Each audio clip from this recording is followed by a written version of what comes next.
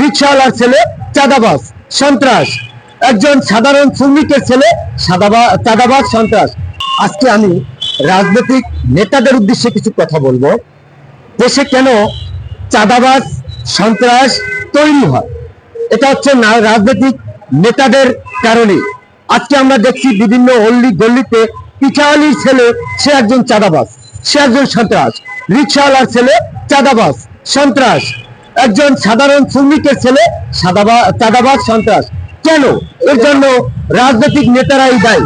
কারণ এই লোকগুলোই বিভিন্ন মিটিং মিছিলে গিয়ে ওই নেতার সাথে ছবি তুলে এবং ওই মিছিলের ছবি তুলে তারা এলাকায় গিয়ে আতঙ্ক তৈরি করে, দেখায় আমি অমুক নেতার কর্মী বা অমুক নেতার সাথে থাকি, এই বলেই বিভিন্ন চাঁদাবাজি করে।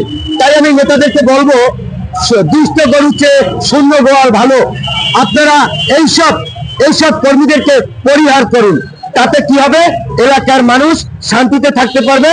এবং আপনারা যদি এই চাঁদাবাদের বিরুদ্ধে কঠোর অবস্থানে যান, তাহলে ভোট চাইতে আর আপনাদের এলাকায় যেতে হবে না। ওই এলাকার ভোটাররাই আপনাদেরকে ডেকে তারপরে ভোট দিয়ে নির্বাচিত করবে। আমি মনে করি আপনারা এই কাজটাই করবেন। একটু নজর দেন যে আপনাদের নাম ভাঙিয়ে যারা খাচ্ছে কোনো চাঁদাবাজ কোনো রাজনৈতিক দলের না, যেই দলই আসে সেই দলের সাথেই তারা মিশে এই সন্ত্রাসী চাঁদাবাজি করে। তাদেরকে চিহ্নিত করে বিচারের আওতায় আনতে হবে। আমার এই রাজনৈতিক নেতাদের প্রতি এই আহ্বান থাকবে, আপনারা তাদেরকে চিহ্নিত করুন এবং আপনার এলাকাকে শান্তিপূর্ণ এলাকায় যাতে আপনার জনগণ বসবাস করতে পারে সেই পরীক্ষা তুলে ধরুন এবং আপনার যে জনসমর্থন এলাকায় আরো বাড়ান।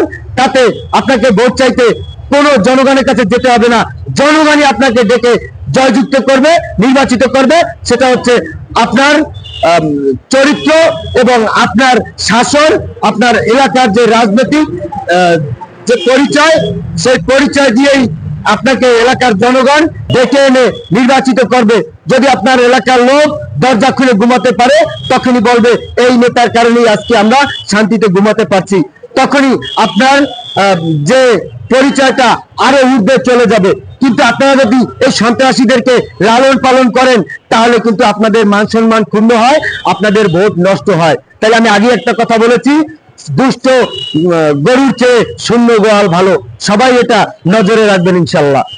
আর একটা কথা বলতে, আপনি মনে করেন তো রাজনৈতিক দলের মধ্যে চাঁদাবাজ বেশি, তাদের পিছনে চাঁদাবাজ বেশি ঘুরে বেশি? আসলে চাঁদাবাজ সন্ত্রাস যারা, তারা কোনো দলের না। যেই দলই দেখে তারা ক্ষমতায় আসবে বা আসছে, তখনই তারা সেই দলের চামচামি করে। এরা আসলে নির্দিষ্ট কোনো দলের না।